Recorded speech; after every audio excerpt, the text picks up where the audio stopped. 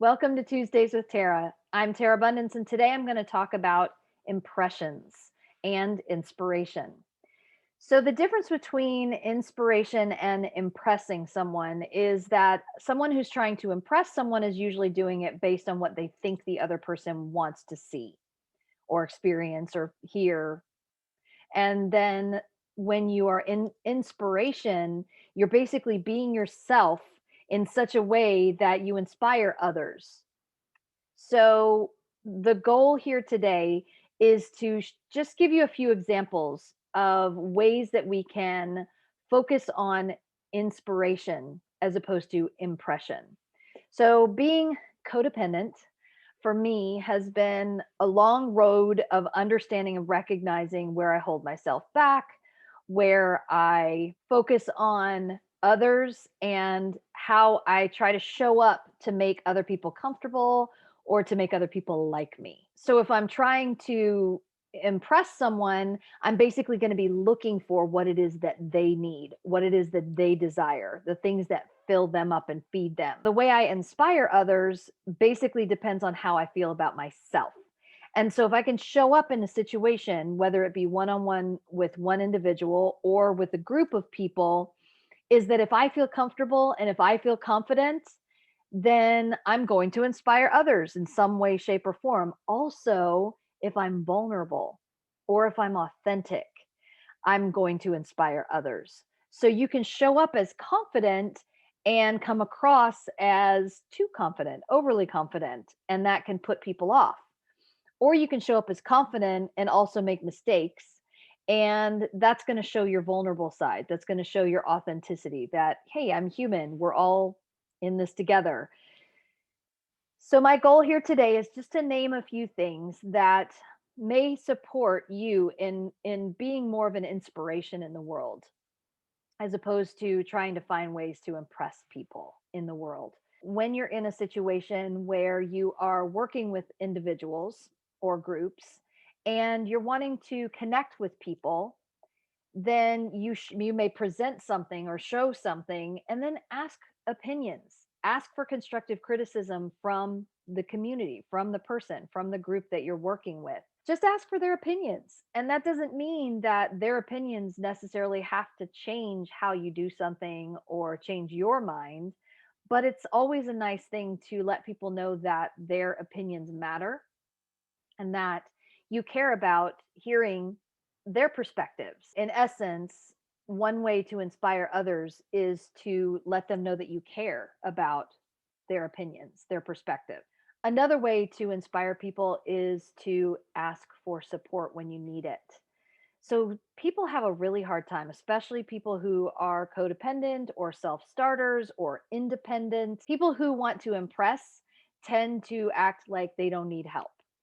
People who are whose goal or motivation is to inspire others is to let them know that it's okay to ask for support. So by living as an example, it's always nice to reach out to friends and family whenever you actually need support, or to reach out to a community and just say, hey everyone, I'm really struggling here. I could use some prayers, I could use some love, I could use some guidance, I could use some support.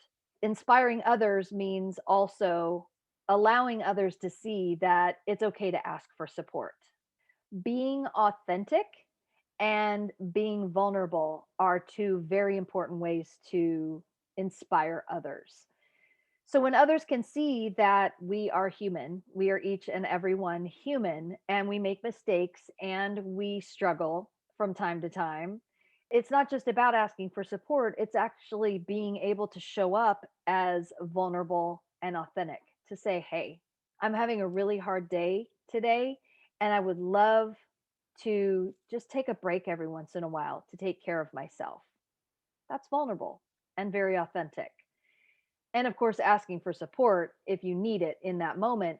But if you don't necessarily need support, the kind of support you may need is just, hey, can everyone hold space for me because I may need to take a lot of breaks today, or I may let you know that I'm having a hard time.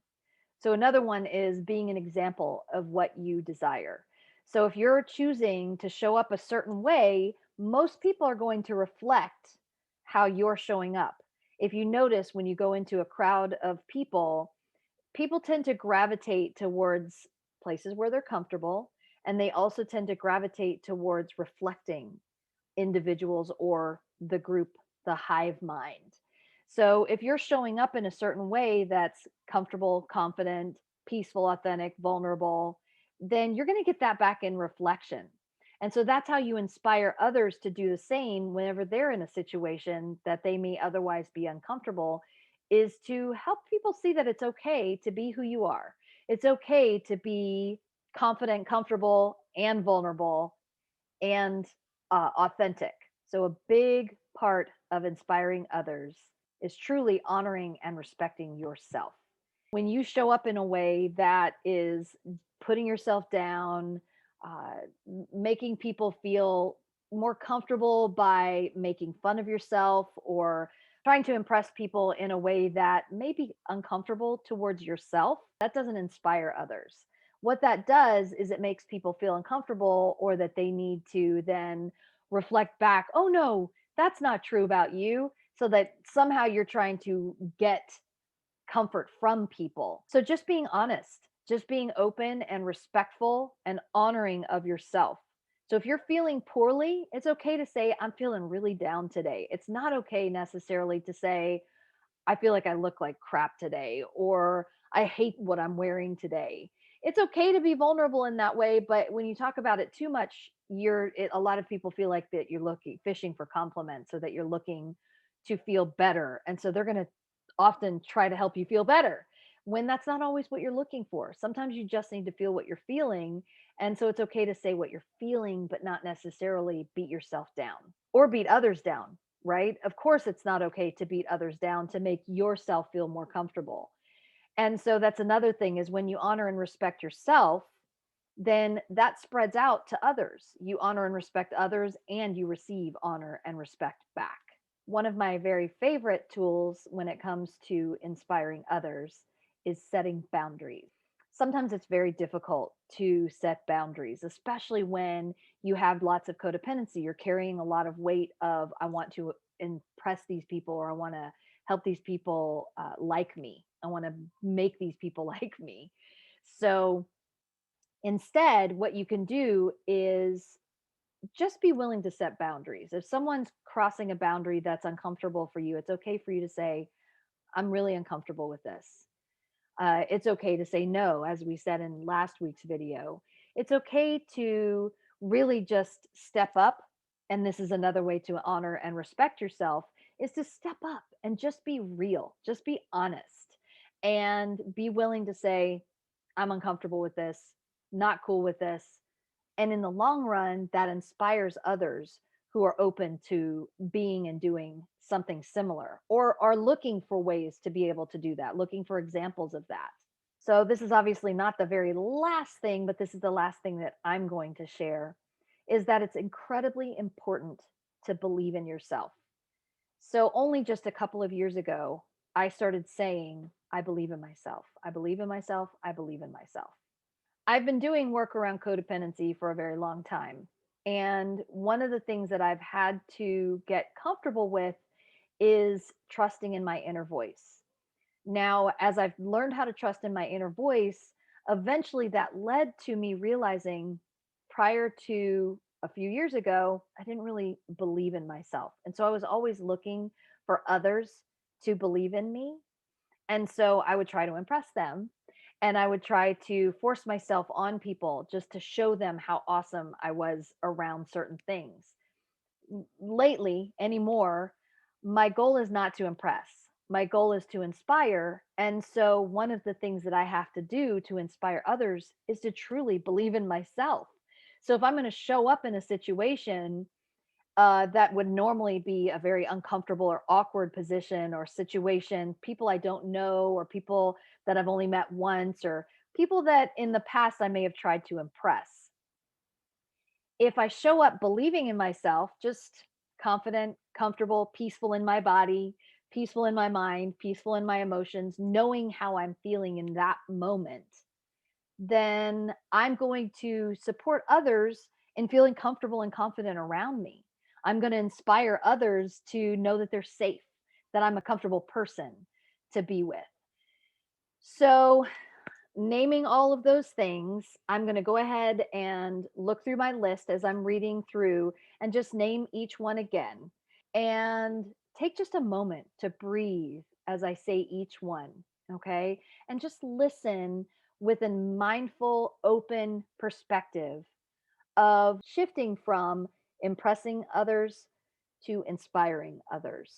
Okay. The way you do that is claiming your comfort, claiming your space, your peace of mind, your wellness. And so here's the list. I'm going to read it off to you. Ask for opinions and constructive criticism when necessary. Ask for support when necessary.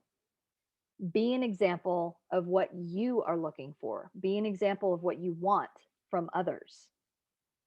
Be authentic. Be vulnerable. Honor and respect yourself. Set boundaries. Be honest and believe in yourself. So let's just take a deep breath.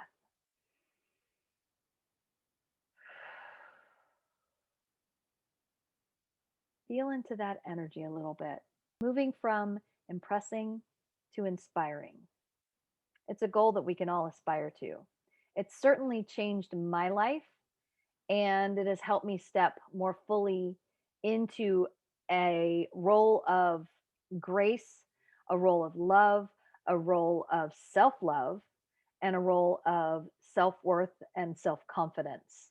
And it's helped me step away from codependency, trying to impress others. Thank you so much for joining me on Tuesdays with Tara, and have a blessed and beautiful day.